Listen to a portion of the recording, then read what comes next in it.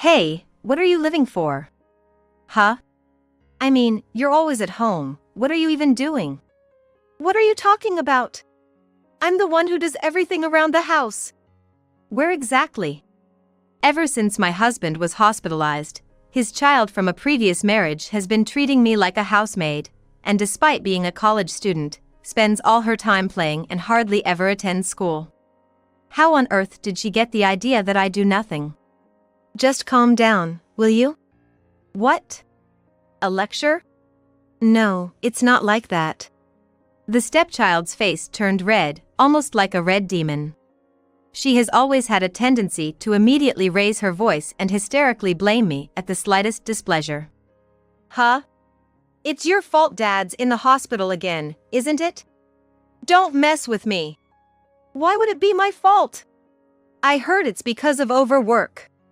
That's not true. It is. It's your fault. It's headache-inducing to be blamed in such a shrill voice without being listened to. To begin with, my husband's hospitalization is due to an illness he had before. Where did she get her misunderstanding? It seems futile to say anything right now. Since we're at it, I've wanted to say this for a while. You married Dad for his money, didn't you? That's not true. Just because you're somewhat attractive, you seduced Dad for his money, you shameless woman. The stepchild's tirade was unstoppable, and it seemed she might resort to physical violence at any moment. She also fails to grasp the most crucial point. I'm the one paying for her tuition, bills, even the rent for the house we live in. Have anything to say? Well, yeah. And then, she said something she shouldn't have. Like father, like son, huh? Having such a person as my sibling is the worst. He doesn't even show his face at home. Maybe he's dead for all I know? We remarried, each having children from previous relationships. I couldn't stay silent when my son was insulted like that. There are things that are okay to say and things that are not. I felt something snap inside me. I intended to keep things peaceful for my husband's sake, but it seemed impossible. You've said something you shouldn't have. Huh? What's that supposed to mean, creepy? What are you gonna do about it, you useless old woman? I see. I thought a thorough punishment was necessary. Not something half-hearted. It's necessary to ensure she never defies me again. Not I see at all. That's when I stopped all the payments. This included the cost of my husband's surgery. As a result, the stepchild would lose everything. I'm Linda Taylor, turning 47 this year. Last year, I remarried with Mike. However, both of us had children from our previous marriages.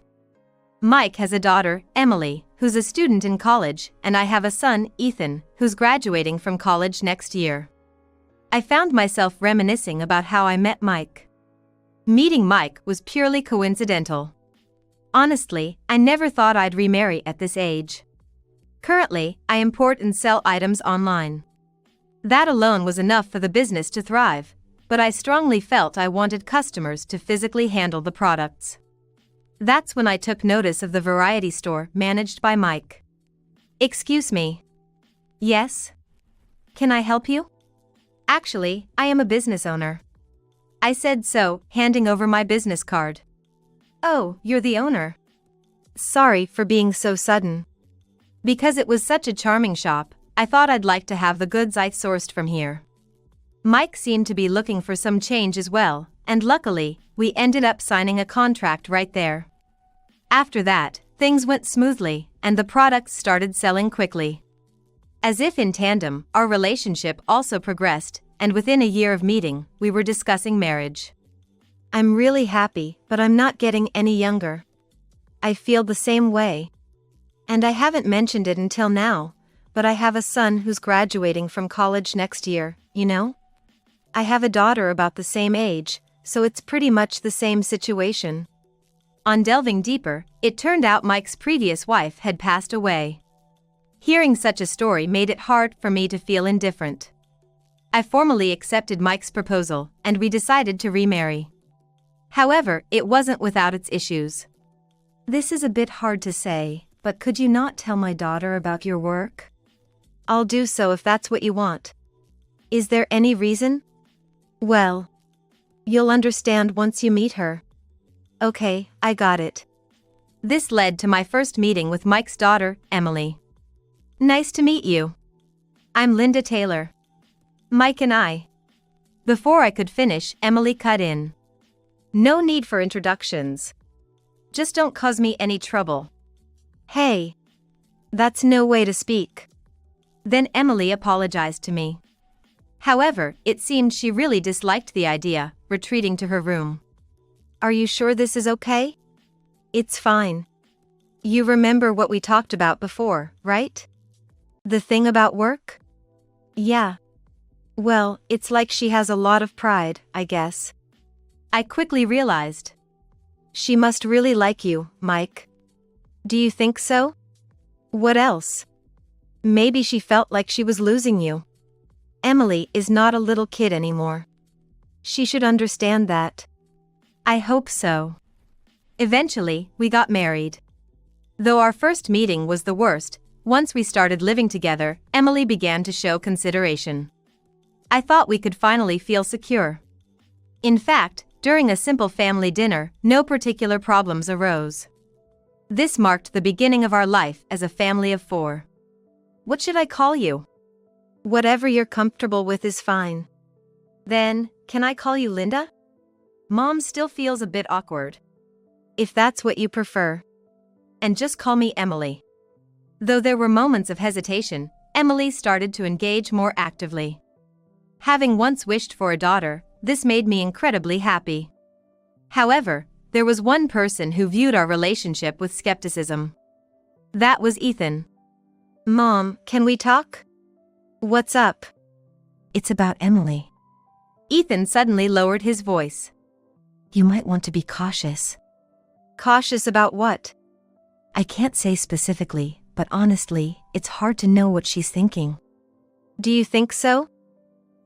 I've given my warning, okay? Okay. Ethan has always been observant from a young age. He is able to intuitively spot troublesome people. I once dated someone who turned out to be a habitual debtor. And it was Ethan who advised me to break it off. Of course, I understood what he was saying, but we had only been living together for about 2 months. So I tried not to think too deeply about it. But as the new year dawned, Ethan's graduation from college was just around the corner. By the way, have you figured out where you're gonna live? Pretty much decided. Found some affordable places near the company. Really? Have you told your dad yet? Yeah, I've talked to him. Planning to move around mid-March. Ethan always takes care of everything himself, without needing me to say anything. So I wasn't too worried. My main concern was Emily. I couldn't help but sigh when comparing her to Ethan. You're thinking about Emily, aren't you? Yeah. Well, yeah. Hasn't she come back yet? Now that you mention it, she hasn't. Really have no clue what she's thinking. Emily returned after midnight. I'm home. Where have you been? You didn't answer your phone. Dad was worried too. Doesn't matter where I was. Mike tried to stop Emily as she headed to her room. Wait. First, why are you so late? Just hung out with friends and got back late. You should at least let us know. If this keeps happening, we'll have to set a curfew. Huh? Why? Well, it makes sense. Now, Emily even started being snarky to Ethan. They were never close, but it had gotten worse recently. However, I didn't yet realize that this was merely the prelude to what was coming. That night ended unsatisfactorily with Emily locking herself in her room. Soon after, the day came for Ethan to move out for his independent life. Mom, you okay? Just feeling a bit lonely, I guess. I'm not a kid anymore. I know, but still. I was widowed by my previous husband. He died in a tragic accident. It was when Ethan was still in elementary school. Since then, I've raised him on my own. Thanks to that, I am now running my own business. Are you leaving already? Yeah. It was a short time, but I had fun. Take care of Mom for me. Leave it to me.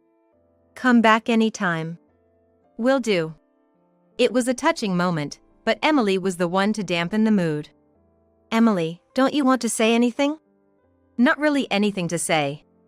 She kept fiddling with her smartphone, not looking up. Ethan seemed exasperated. Well, all I can say is, don't trouble Mom and Dad. Huh? What's that supposed to mean? Just do your best, okay? I know. By then.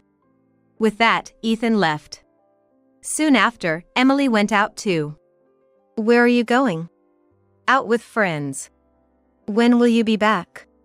Why do I have to tell you that? Don't be late. I know, see you. Mike and I exchanged glances. Life from there on was neither particularly good nor bad. Emily was with the job hunting season approaching, but she showed no signs of starting. Concerned, I talked to Mike about it. Indeed, she's been out playing around a lot lately. I think we need to have a serious talk. Yeah. That night, we set up a meeting to discuss the situation. That's when a shocking truth came to light. Emily had failed to earn enough credits and was facing a definite year of delay. It seemed she had given up and resorted to hanging out as a way to cope. Why didn't you tell us something so important? Even if we concede that failing a year can happen, hiding it is the problem. Tuition isn't free, you know. Mike's lecture continued. Emily, not expecting to be reprimanded to this extent, was completely disheartened. Won't you say something? Pressured too much, tears welled up in Emily's eyes.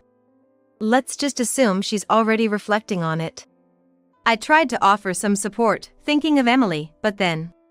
Linda, stay out of this. What? Hey! She was considering your situation when she said that. That's not fair. Emily looked down and fell silent. For now, we're setting a curfew. What? It seems like you're not reflecting, so this is a decided matter. There was nothing Emily could do about it. Despite her rebellious attitude, she couldn't go against Mike's decision. From then on, she became utterly uncontrollable. She ignored everything I said. She would act nice when Mike was around, but when it was just the two of us, she completely ignored me. Concurrently, something unusual was happening to Mike as well. In fact, the signs had been there for a while. One day, when Mike returned from work, his face was pale and he clearly looked ill. Soon after, he became immobile and I had to call an ambulance. Hello, Emily? Your dad's collapsed, so you need to come to the hospital right away. What? What do you mean? I'll explain later. Though he received treatment, Mike's condition seemed quite serious. As a result, he was hospitalized. Why did this happen to Dad? He might need major surgery. Then you should take his place. What's gotten into you all of a sudden? Emily raised her voice and lashed out at me. The sudden change in her demeanor left me flustered. Afterwards, she stormed out of the hospital. I couldn't organize my thoughts about what had just happened. I really wanted to talk more about Mike. But that was now impossible. I couldn't understand why I was being criticized to this extent. The reason Mike was hospitalized was because he had cancer in his liver. The situation didn't seem good, but it appeared manageable with surgery. I can't believe this. After returning home, I shared with her the reality of what was happening to Mike. Even if you can't believe it, this is the truth. I'm not saying this without any basis. No matter the reason, this is all your fault, isn't it? No matter how carefully I explained, it fell on deaf ears. I was truly at my wit's end. Now, we would have to live together, just the two of us. Moreover, with Mike unable to work due to his hospitalization, I had to cover both the hospital bills and our daily living expenses. I decided to consult Ethan about it first. I got the gist of it. But what should we do? We've never lived with just the two of us before. Right. For now, I'll also talk to Dad, okay? That's probably best. I'll tell Dad to try not to burden you too much. Okay. Thanks for handling that. Life with Emily was proving to be full of challenges. I couldn't have managed alone. Ethan being there truly helped. But, is everything really going to be okay? As had always been the case, Emily did not help with any household chores. Despite my resolve to work twice as hard now that Mike was hospitalized, she ignored this and continued to make demands. I felt like I was practically a maid. She complained without lifting a finger to help. I'm not hungry today, so I don't need dinner. You could have told me earlier. I tried to keep my irritation in check. But Emily seemed to provoke me knowingly. Besides, it looks unappetizing. Has it always been like this? That was not the case. She has always been picky with her food, a finicky eater from the start. It had only worsened since it became just the two of us. She would get angry if the ingredients were not bought from the specific supermarket she liked. I bought everything you asked for. I don't want to deal with this hassle either. But Dad. What?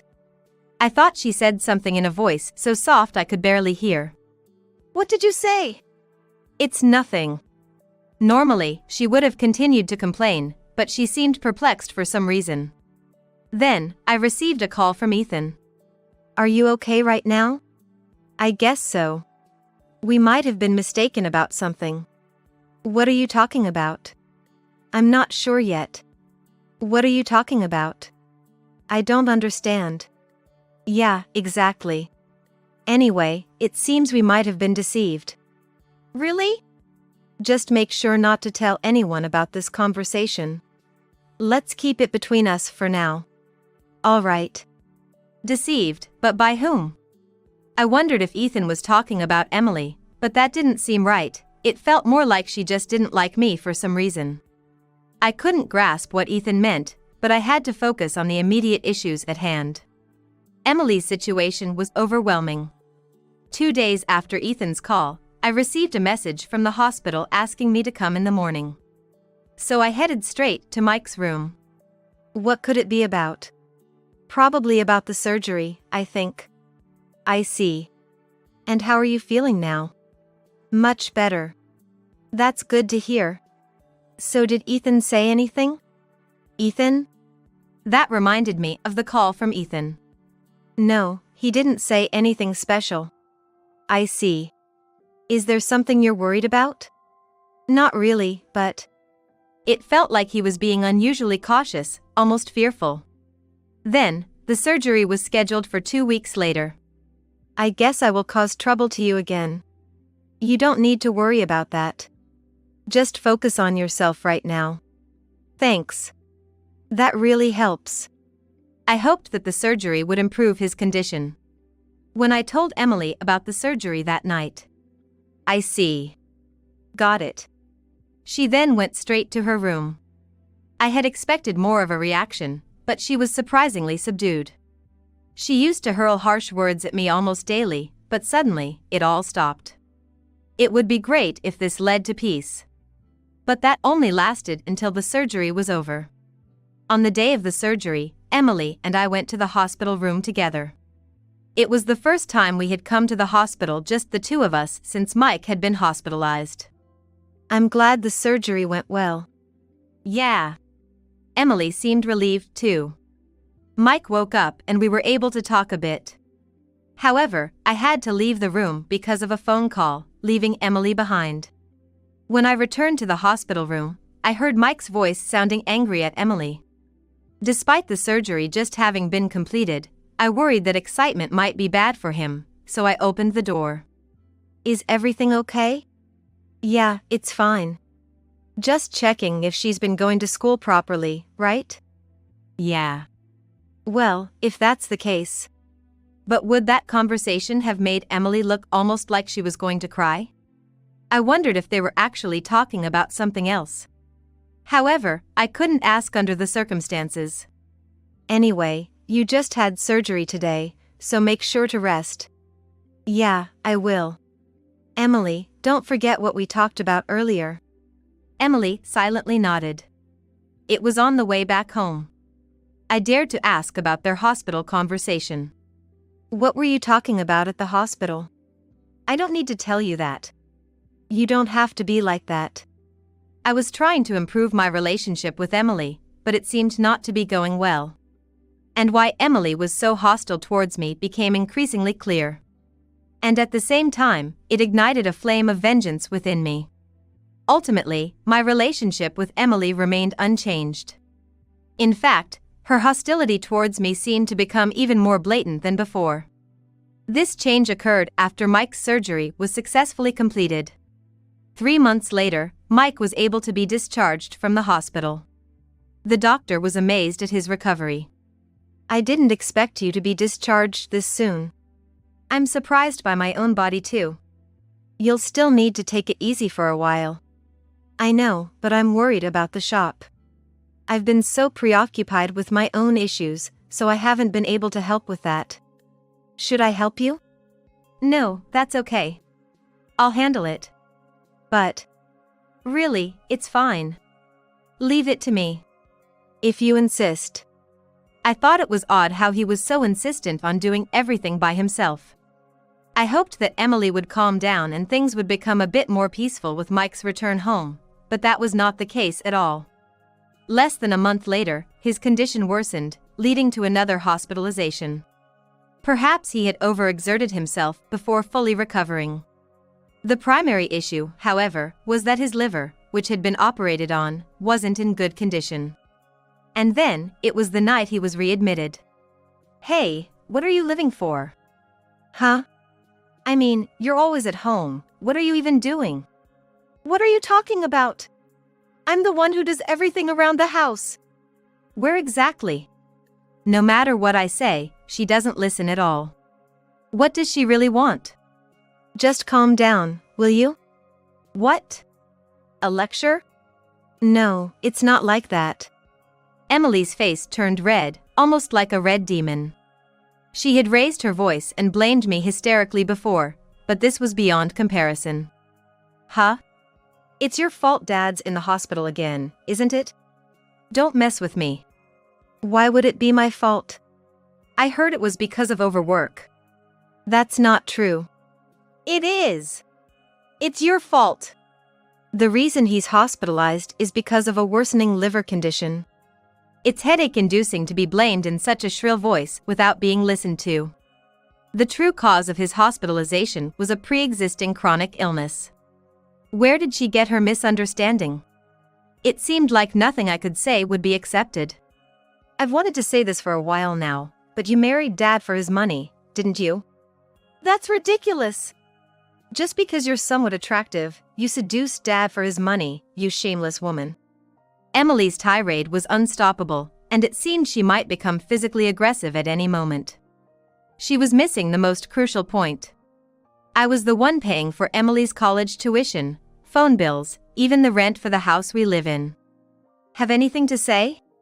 Well, yeah. And then Emily said something she shouldn't have. Like father, like son, huh?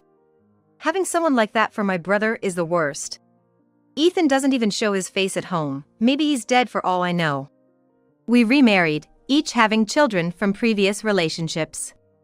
I couldn't stay silent when Ethan was insulted like that. There are things that are okay to say and things that are not. I felt something snap inside me. I intended to keep things peaceful for Mike's sake, but it seemed impossible now. You've said something you shouldn't have. Huh?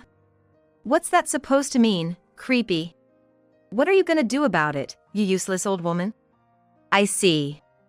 I thought a thorough punishment was necessary. Not something half-hearted. It's necessary to ensure she never defies me again. Not I see it all. That's when I decided to stop all payments. This included the cost of my husband's second surgery. As a result, the stepchild would lose everything. Or maybe you should just leave. I'd be happier that way. Maybe I will. But then, you'd have to manage your living expenses yourself. Wait a minute. It's too late for that. You asked for this. I took only my smartphone and wallet and left the house. First thing, I decided to call Ethan. Mom? Good timing. Huh?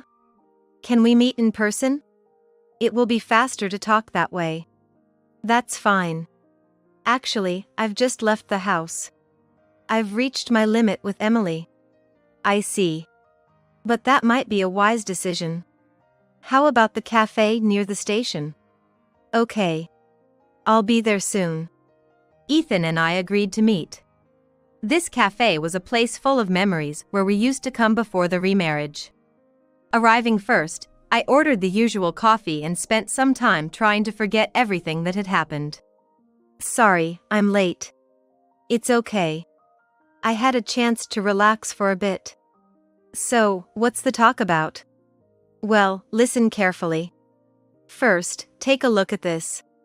Ethan showed me his smartphone. It displayed Mike's shop. And the shop was closed due to his hospitalization. What about it? Yeah, you might not understand like this. Let me zoom in. Zooming in, there was a notice in the center of the shutter. Seeing it felt like my heart was being gripped. This means, as you can see, it's been put up for sale. When? About 3 weeks ago, I guess.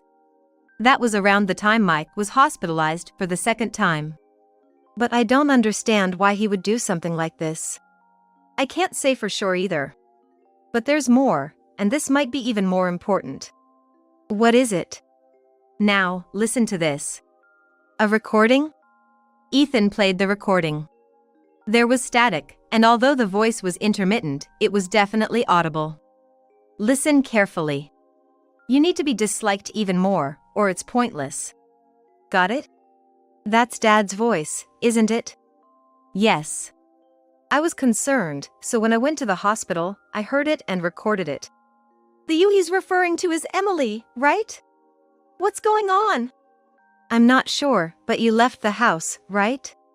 Maybe it's time to take some kind of action? So, you're saying to just watch how things unfold?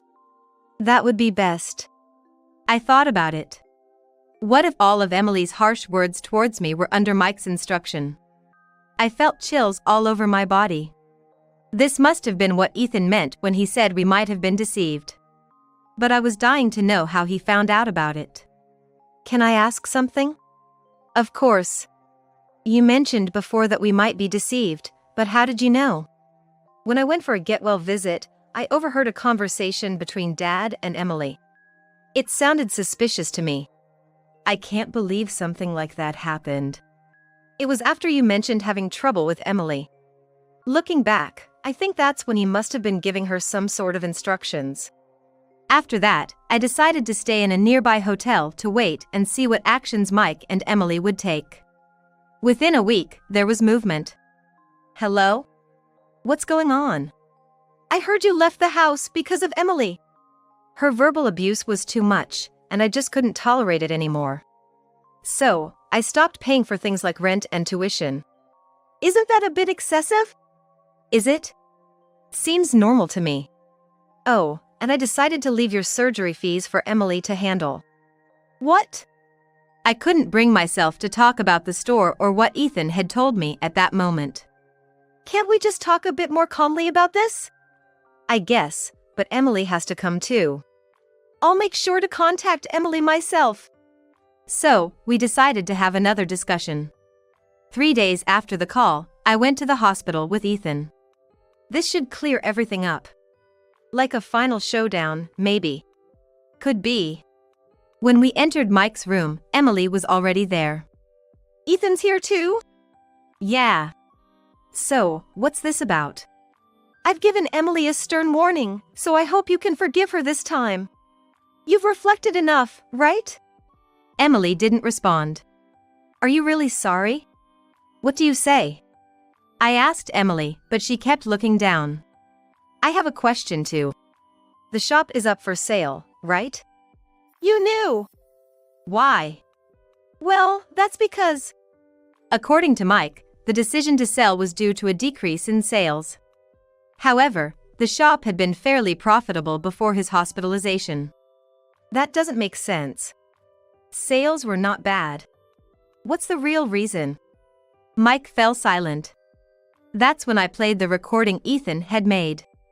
Let me help you to say it. Huh? Mike's voice filled the room. There's no point in hiding it anymore.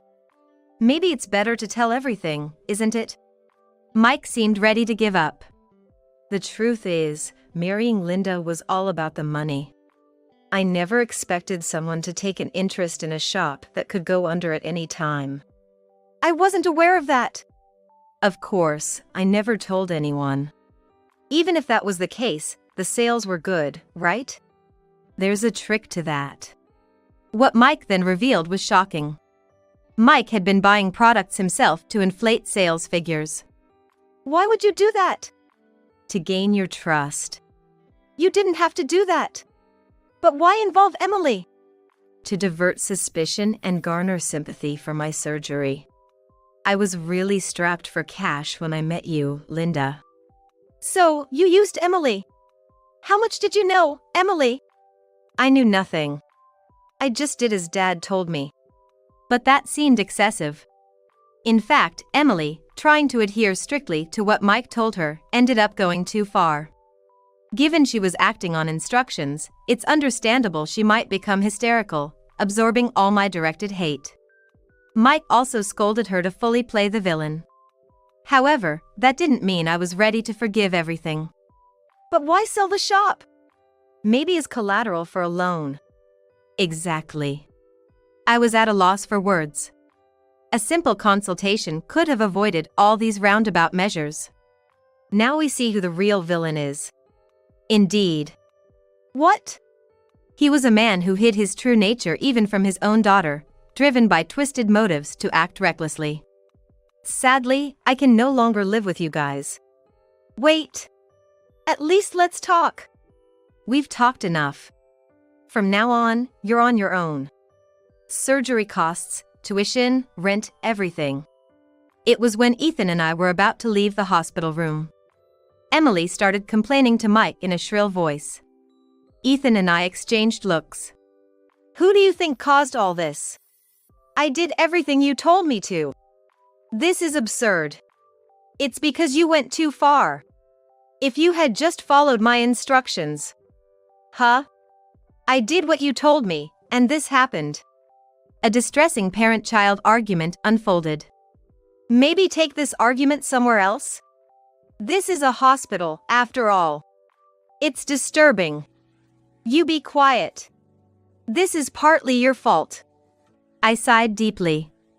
I was willing to forgive if you had a Hey, what are you living for? Huh? I mean, you're always at home. What are you even doing? What are you talking about? I'm the one who does everything around the house. Where exactly? Ever since my husband was hospitalized, his child from a previous marriage has been treating me like a housemaid, and despite being a college student, spends all her time playing and hardly ever attends school. How on earth did she get the idea that I do nothing? Just calm down, will you? What? A lecture? No, it's not like that. The stepchild's face turned red, almost like a red demon. She has always had a tendency to immediately raise her voice and hysterically blame me at the slightest displeasure. Huh? It's your fault Dad's in the hospital again, isn't it? Don't mess with me. Why would it be my fault? I heard it's because of overwork. That's not true. It is. It's your fault. It's headache-inducing to be blamed in such a shrill voice without being listened to. To begin with, my husband's hospitalization is due to an illness he had before. Where did she get her misunderstanding? It seems futile to say anything right now. Since we're at it, I've wanted to say this for a while. You married Dad for his money, didn't you? That's not true. Just because you're somewhat attractive, you seduced Dad for his money, you shameless woman. The stepchild's tirade was unstoppable, and it seemed she might resort to physical violence at any moment. She also fails to grasp the most crucial point. I'm the one paying for her tuition, bills, even the rent for the house we live in. Have anything to say? Well, yeah,